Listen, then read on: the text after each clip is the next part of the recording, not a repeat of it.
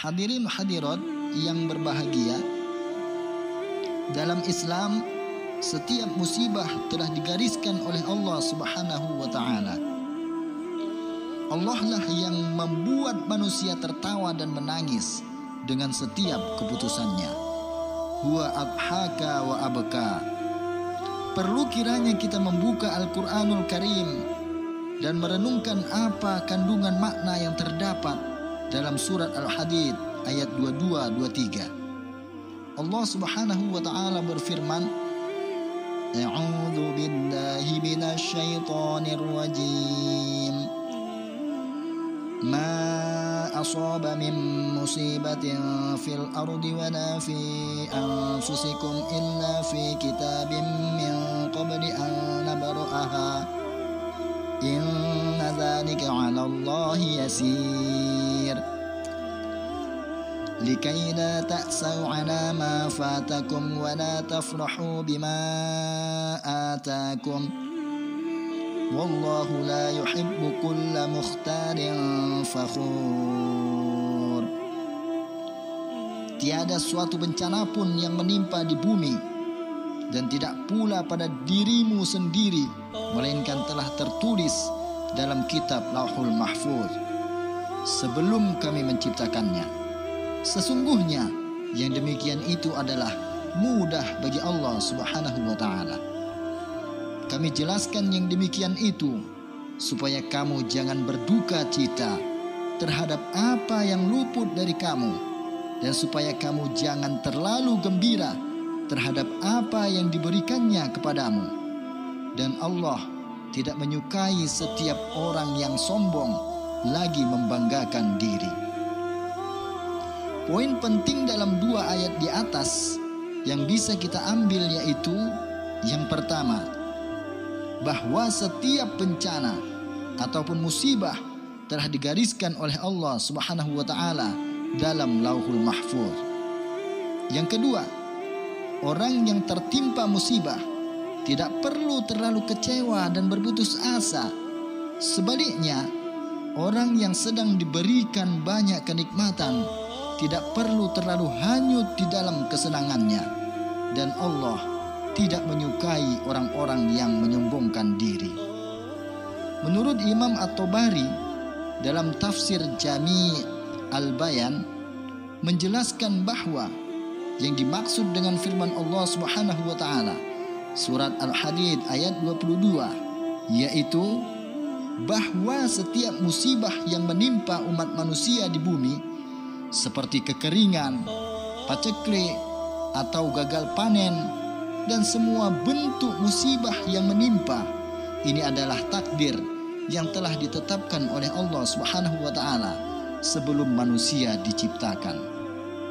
Demikian pula dengan musibah yang menimpa diri manusia secara personal seperti rasa lapar, rasa sakit baik jasmani atau rohani, seperti kekecewaan dan semua bentuk bencana pada diri manusia juga telah ditetapkan oleh Allah Subhanahu wa taala jauh-jauh hari sebelum manusia ada.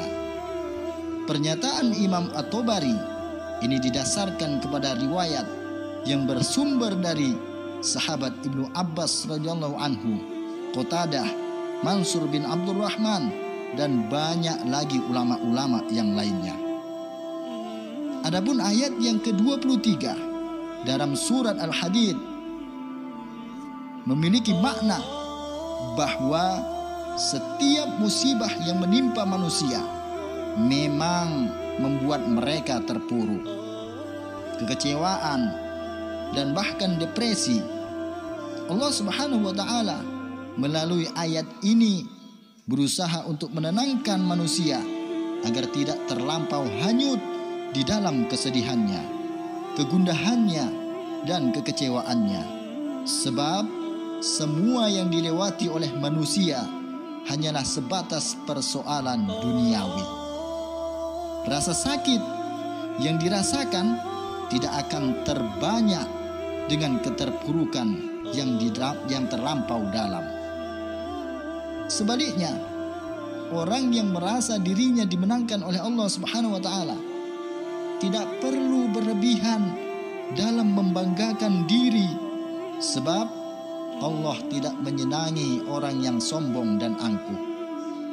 Sikap tersebut secara zahir sangat sesuai dengan firman Allah Subhanahu wa taala dalam surat Al-Hadid ayat 22-23. Sebagai seorang muslim, Al-Qur'an di samping sebagai sumber hukum Islam, ia juga dianggap sebagai obat bagi manusia. Dan disinilah peran Al-Qur'an yang memberikan ketenangan batin bagi setiap kekecewaan. Dalam surat Al-Isra ayat 82, Allah Subhanahu wa taala berfirman, "A'udzu billahi minasyaitonir rajim. Wa nunazzilu minal Qur'ani ma huwa shifaa'un wa rahmatun lil mu'minina wa la yazididz zalimina illa khasara."